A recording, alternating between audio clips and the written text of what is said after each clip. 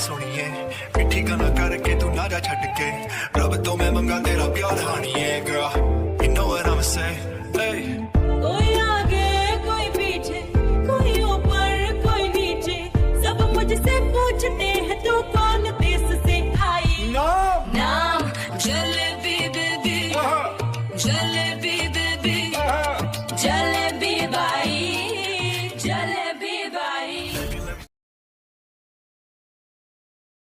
টানা 3 দিনের জ্বরে কলেজ কোচিং সবকিছুই বন্ধ ছিল। আহত মাথাটার ব্যান্ডেজ চালালো।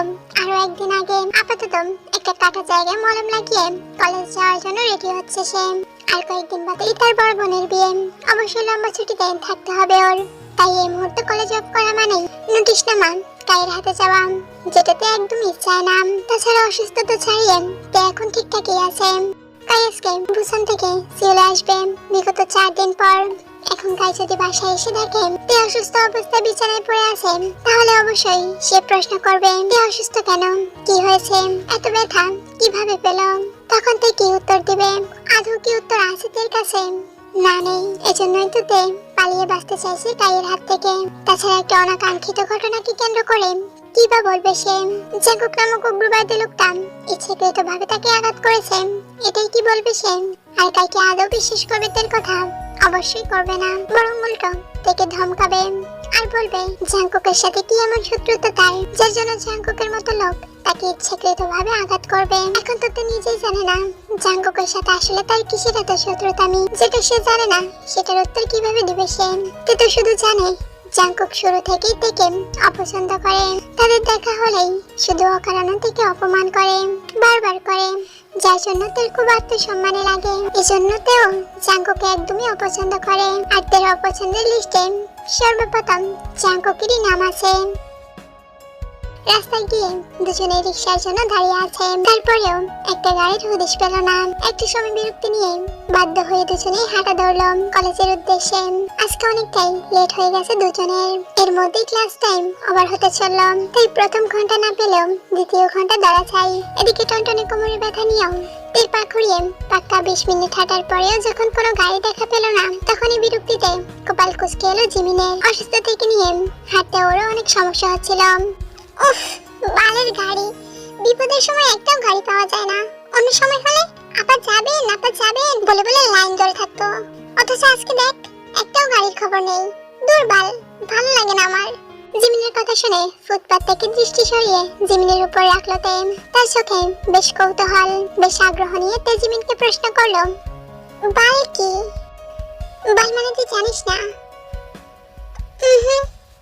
মজা লাগছে আমার সাথে? না, দেখতে মেজাজ খারাপ করবি না, এমনি রাগ উঠতেছে। বালের একটাও গাড়ি পাচ্ছি না, তার উপর আবার তোর কোমরে ব্যথা। আচ্ছা, তোর কি বেশি কষ্ট হচ্ছে হাঁটতে?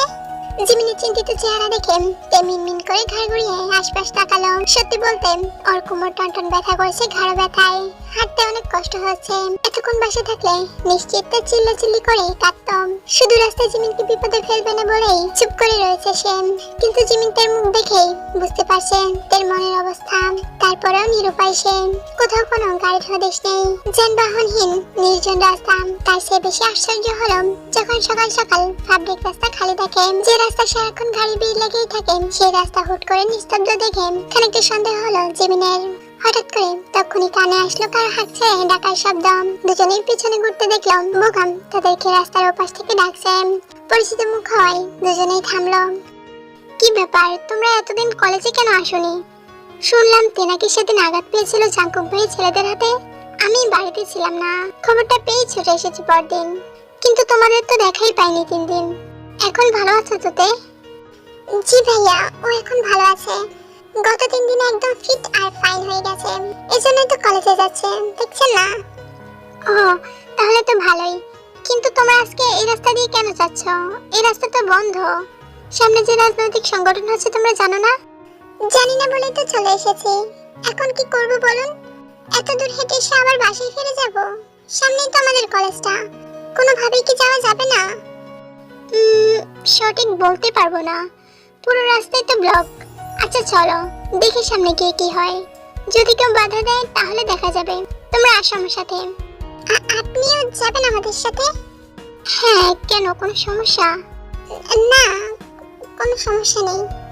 তারপর ওরা তিনজনে একসাথে হাঁটা শুরু করলো। বুগামদের পাশাপাশি হেঁটে অসুস্থতার কথাও জিজ্ঞেস করলো বেশ করে। ইতস্ততে শুধু হু হা উত্তর করলো। জিমিনের হাতটা চেপে ধরে এই সামান্য সহানুভূতিতে যেন বুগাম মনে বিশাল প্রশান্তি অনুভব করলো।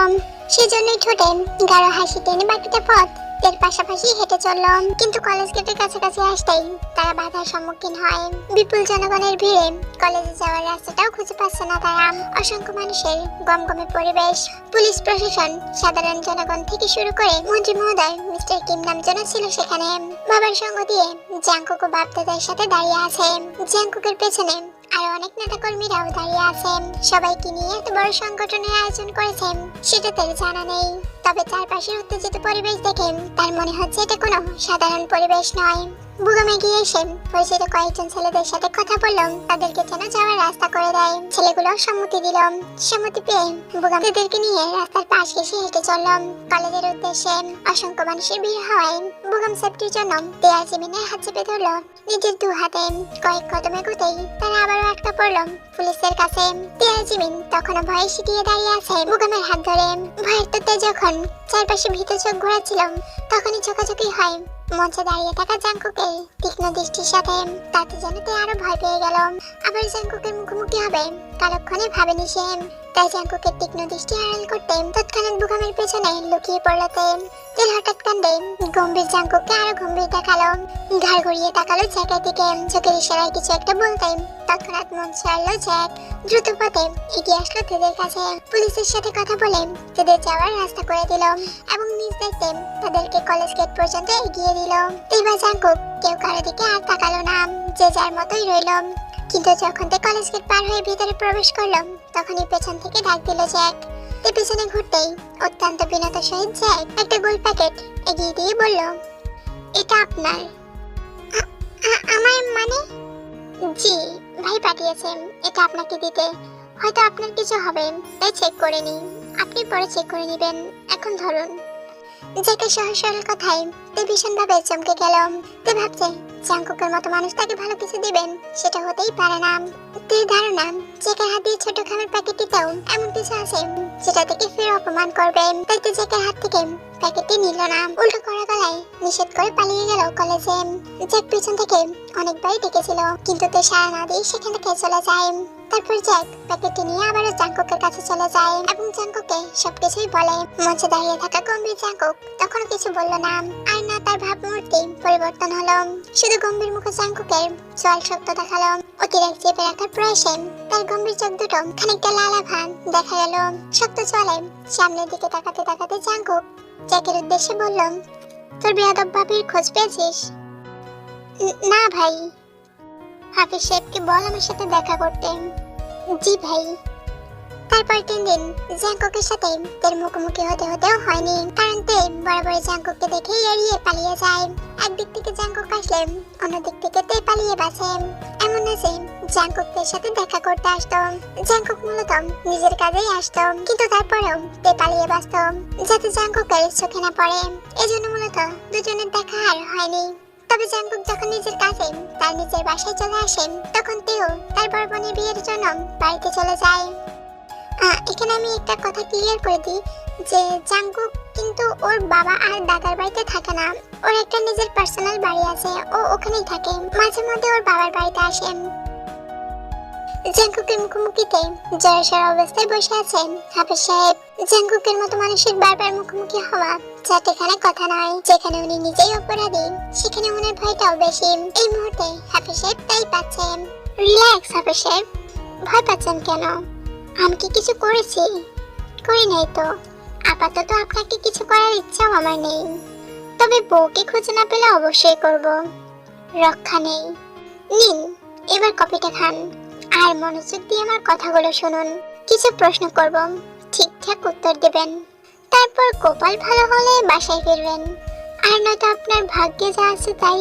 জাঙ্কুকের হিয়ালি কথায় হাফেজ সাহেব ভয়ে আরো জড়সড় হলো। এমন ভয়ানক হুমকিতে ওনার গায়ের পশম কাটা দিয়ে উঠলো। জড়সড় অবস্থায় বসে থাকলেও মৃদু কম্পন দেখা গেল ওনার পায়ে। জাঙ্কুক হাত বাড়িয়ে কপির মুখটা এগিয়ে দিয়ে পুনরায় গায়ে এলিয়ে দিয়ে সোফায় বসতে বসতে হাফেজ সাহেবের কাছে মনে দুঃখ প্রকাশ করার মতন হতাশ গলায় বলল, বুঝলেন হাফেজ সাহেব, বেয়াদব বইয়ের চক্করে ফেসে গেছি আমি। না তাকে হাতে পাচ্ছি আর না শান্তিতে থাকতে পারছি, এমনকি শান্তিতে ঘুমাতেও পারছি না। প্রচুর ডিস্টার্ব করে স্বপ্নে। আচ্ছা আপনি বলুন, এমন ডিস্টার্বের বউ কি কারো হয়? আচ্ছা আপনার বউ কি আপনাকে ডিস্টার্ব করে? আমার বউয়ের মতোই কি বেয়াদব মহিলা? জাঙ্কুকের হতাশায় বিস্মিত হাফেজ সাহেব শক্তপোক্ত জাঙ্কুকও যে কার জন্য ছটফট করতে পারে সেটা তিনি আজ নিজের চোখে দেখলেন। এত হুলস্থুল করে কেন জাঙ্কুক তার বউকে চায় এবার তিনি বুঝতে পারছেন। তারপরেও মুখে কিছুই বললেন না জাঙ্কুকের ভয়ে। শুধু জাঙ্কুকের কথাই অসম্মতি দিয়ে মাথা নাড়িয়ে বোঝালেন, যার অর্থ ওনার বউ বেয়াদব নয়, জাঙ্কুকের বউয়ের মতো। হাফেজ সাহেবের সম্মতিতে জাঙ্কুক হিয়ালিপনা আরো বাড়ালো। এই জন্যই তো বেয়াদব বউটাকে আমার লাগবে। স্বামীর দায়িত্ব পালন করাবো, বউ পিটিয়ে সভ্য বানাবো। আপনি বরং ঝটপট আমার কিছু প্রশ্নের উত্তর দিন। জি। গুড। তো সোজা কথায় আসি, আপনারা সেদিন রাতে যে মেয়েটির সাথে আমার বিয়ে দিয়েছিলেন, মানে আমার বউ, তার কাছে কি কোনো রকম ফোন দেখেছিলেন সেদিন রাতে, বা কারো নাম শুনেছেন তার মুখে? না স্যার, মেয়েটির কাছে কোনো ফোন ছিল না, আর না কারো নাম শুনেছি। বরং মেয়েটি আমার আর আমার স্ত্রীর কাছ থেকে ফোনের জন্য সাহায্য চেয়েছিল, কোথাও ফোন করতে। খুব সম্ভবত নিজের পরিবারের কাছে হবে। আপনারা ফোন দিয়েছিলেন? জি। ও কোথায় ফোন দিয়েছিল, শুনেছেন কিছু? না স্যার, আমি বলতে পারবো না কিছু। আমার ওয়াইফ মেয়েটিকে আমার ফোন দিয়েছিল বাসায় ফোন করতে। এবার আমি বলতে পারবো না মেয়েটি সেদিন ফোন দিয়েছিল কিনা। ওকে, আপনার ফোনটা দিন আমাকে। আসলে স্যার, আমার ফোনটা চুরি হয়ে গেছে আপনার বাড়িতে প্রথম দিন আসতে গিয়ে। তারপর আর নতুন ফোন কেনা হয়নি, আর সিমটাও ওঠানো হয়নি। এজন্য ফোনটা আপাতত আমার কাছে নেই। জ্যাক, হাফিজ সাহেবকে নিয়ে যা তোর সাথে। প্রথমে ওনার রেজিস্ট্রি করা সিমটা উঠাবি। তারপর 2017 সালের নভেম্বরের 2 তারিখ থেকে 3 তারিখের সকল কল রেকর্ড বের করবি সিম অফিস থেকে। তারপর সময় ধরে নভেম্বরের 2 তারিখ রাত 9টার পর থেকে নভেম্বরের 3 তারিখ সকাল 6টা পর্যন্ত বিগত 10 ঘন্টার যতগুলো কল লিস্টে থাকবে সবগুলোর একটা তালিকা করবি। কারণ আমরা হাফিজ সাহেবের বাসায় রাত 9টায় উঠেছিলাম, আর তোর ভাবি আমাকে রেখে পালিয়েছিল খুব সম্ভবত সকাল 5টার আগে। অপরিচিত এলাকায় ও একা তো আর পালাতে পারবে না, তাই নিশ্চয়ই ওকে কেউ নিতে এসেছিল, যাকে তোর ভাবি সেই রাতে ফোন দিয়েছিল। এবার তার নাম্বারটা অবশ্যই থাকবে কল লিস্টে। এজন্যই আমার শুধু সেই রাতের কল লিস্টটা চাই। তুই সেই রাতের লিস্টে থাকা নাম্বারগুলোতে একটা একটা করে সবাইকে কল দিয়ে জিজ্ঞেস করবি কিম তাইয়াং আছে কিনা। যদি পরিবারে কেউ হয় তাহলে অবশ্যই বলবে আছে। আরেকটা কথা, লিস্টে যদি কোনো সন্দেহজনক নাম্বার দেখিস যে ওই নাম্বার থেকে অনেকবার কল আসা যাওয়া করেছে, তাহলে অবশ্যই সেটা আমাকে জানাবি। আমি নিজে কল দেব, মনে থাকবে? জি ভাই, মনে থাকবে। আপনি আসুন আমার সাথে। ভাই, আপনার কথা মতো এখানে হাফেজ সাহেবের কল রেকর্ড আছে সেদিন রাতের, আপনি একটু চেক করে নিন। জ্যাকের কথায় জাঙ্কুক মুখে কিছুই বলল না, আর না বিরক্তি প্রকাশ করল। শুধু গম্ভীর হাত বাড়িয়ে কাগজ দুটো নিজের হাতে তুলে নিল। ভাই, এখানে টোটাল 20টা নাম্বার আছে সেই রাতের। 4টা হাফেজ সাহেবের অফিস কল, 2টো পারিবারিক কল, আর লাস্টের 2টো কল আপনি আমার নাম্বারে করেছিলেন। আমি সবগুলো নাম্বারেই ফোন করে শিওর হয়েছি, শুধু একটা নাম্বার ছাড়া।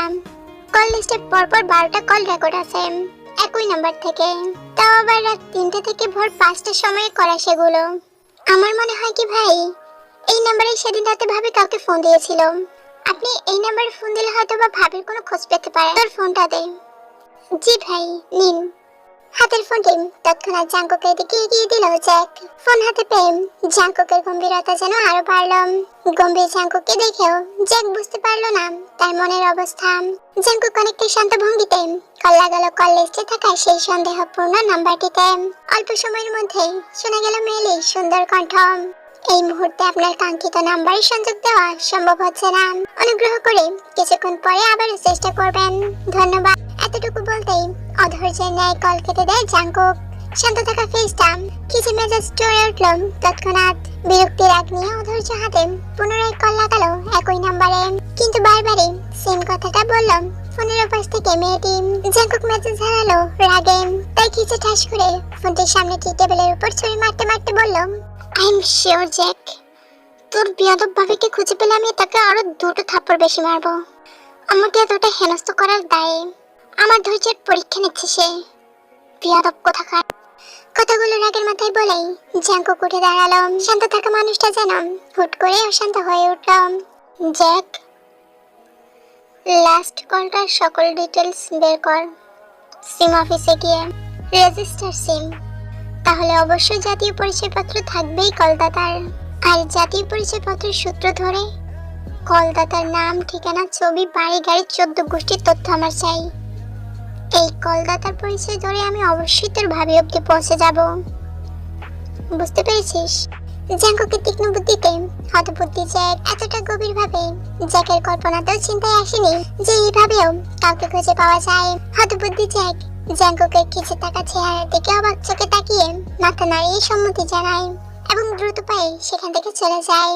জ্যাক চলে যেতেই জাঙ্কুক পকেটে 2 হাত গুজে সোজা হয়ে দাঁড়ায়।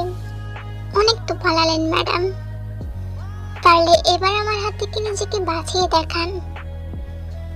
আপনার পায়ের শিকল টানবো আমি, দেখি আপনি আর কতটা দৌড়তে পারেন আমার থেকে।